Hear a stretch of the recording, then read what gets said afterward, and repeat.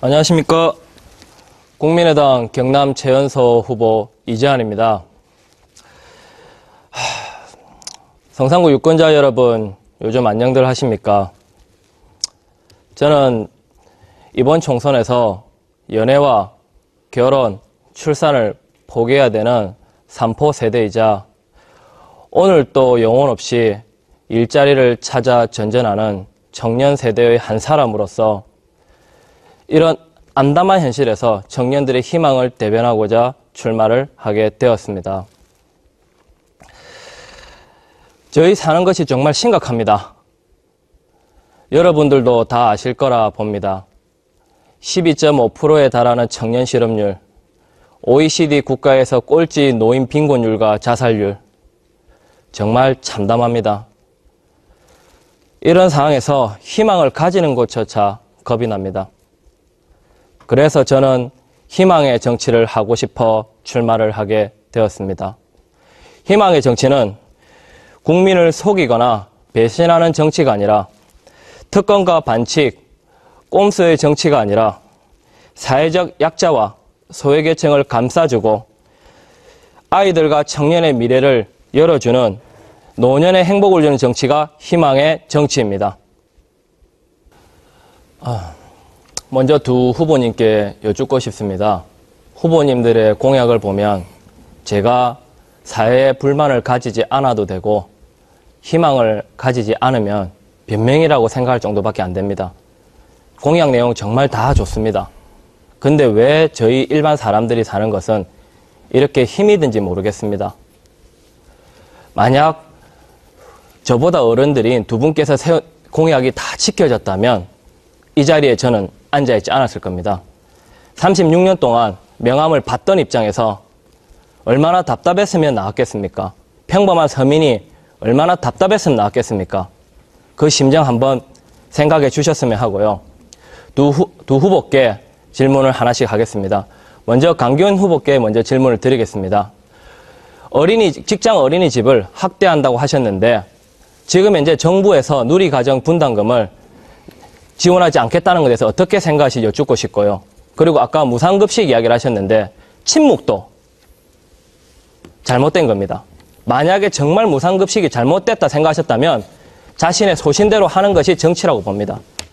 그리고 노회찬 후보 정말 진보 정치의 선두주자이자 엑스파일 사건 등으로 정말 멋있는 분이라고 생각을 합니다.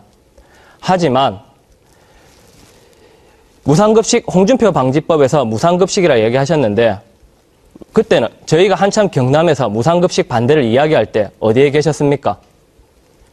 한 번이라도 창원에 내려와서 반대한다, 잘못됐다 이야기하신 적 있습니까? 저는 두 분께 이 질문을 하고 싶습니다.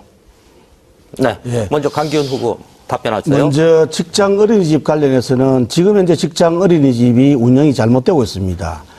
그 500인 이상의 직장에는 반드시 직장 어린이집을 마련하도록 되어 있습니다. 그런데 이것은 지금 현재 어린이집이 지금 민간은 포화 상태에 있습니다. 그런데 그걸 직장 어린이집을 민간에서 또다시 장소에 그 구분 없이 민간 어린이집을 설치할 수 있도록 직장 어린이집을 설치할 수 있도록 되어 있습니다. 그것은 잘못되었습니다. 제가 이야기하는 직장 어린이집은 직장 내에 직장 어린이집을 만들어야 된다. 그런 법입니다. 그것은 왜냐하면 엄마 아버지가 같이 출근하고 같이 퇴근할 때 또 직장 내에서 케어할 수 있는 그런 분위기를 만들어야 된다는 것이고요.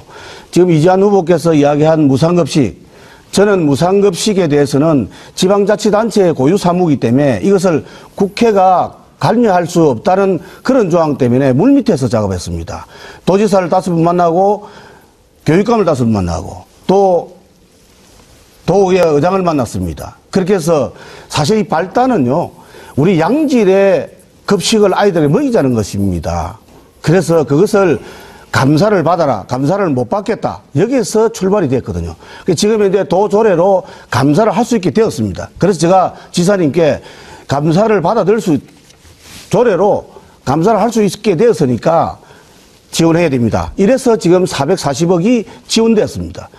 교육감국에 제가 말씀드렸습니다. 어떠한 이유로도 100% 만족이 되지 않더라도 받아들여야 됩니다. 이렇게 해서 받아들여서 지금 급식 중단 상태가 지금 이어지고 있는 겁니다.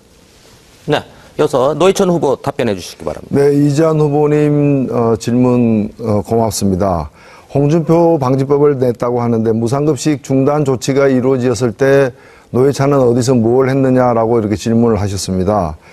분명히 말씀드립니다. 저는 홍준표 지사가 경상남도 도민들의 반대를 무릅쓰고 무상급식 중단 조치를 갖다가 취했을 때 2014년부터 시작해서 각종 TV 토론에 나가서 아주 강하게 문제 삼았습니다. 제가 비록 경남 도민은 아니지만 전 국민에게도 미치는 영향이 크기 때문에 이 조치가 재고돼야 된다고 여러 차례 제가 비판적으로 얘기를 했고요.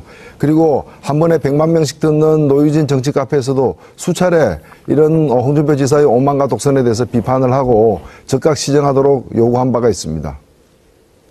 네. 이재한 후보 30초의 시간이 있습니다.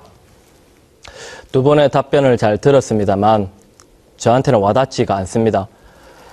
직장 어린이집 말씀하셨는데 누리과정 문제부터 해결하고 직장 어린이집 말씀하신 게 맞고요. 지역의 주민의 대표를 뽑는 것인데 왜 대변하지 못합니까? 또한 노회찬 후보께도 말씀드리고 싶습니다. 여기는 창원입니다. 창원에 오셨어야 합니다. 그 전에 미리.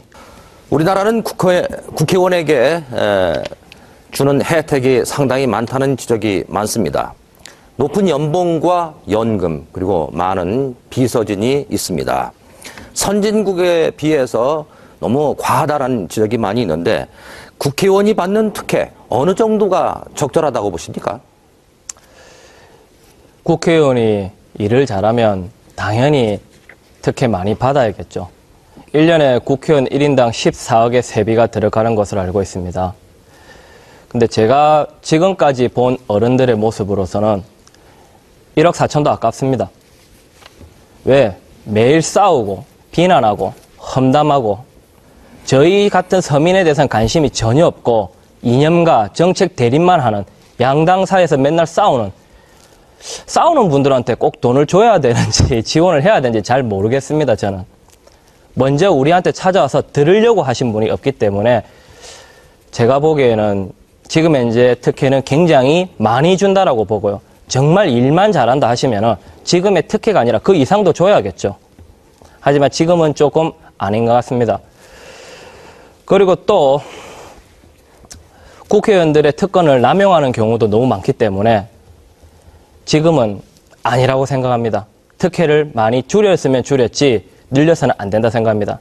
또 하나 제가 예를 들은다면 청년 실업에 관련하여 청년 발전 기금을 조성하기 위해 제가 내세웠던 정책 중 하나가 발표는 안 했지만 국회의원들이 스스로 자발적으로 세비를 줄여서 한 명이 1억만 줄이면 300명에 300억입니다. 그 돈으로 왜 주변 사람들을 도우려고 하지 않습니까? 오히려 반문하고 싶습니다. 특혜 부분에 대해서. 이상입니다. 네. 유권자 여러분, 오늘 토론이 국회의원을 선택하는 데 많은 도움이 되셨습니까?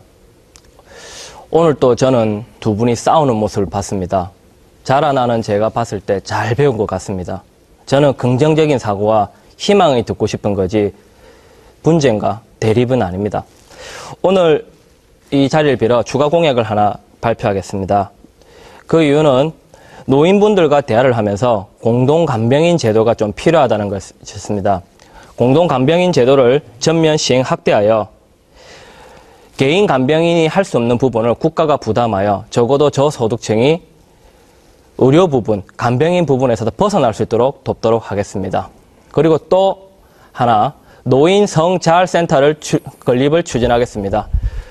노인분들, 100세 시대에 노인분들의 음성화된 성 부분을 사회로 양성화시켜서 레크레이션, 상담실 등으로 노인들의 복지에 앞서도록 하겠습니다.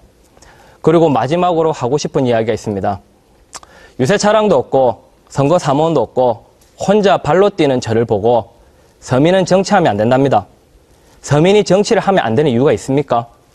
힘센 사람, 되는 사람만 되는 것이 아니라 저희 같은 서민도 꿈을 가지고 도전할 수 있는 기회를 주셨으면 합니다. 간곡히 부탁드리겠습니다.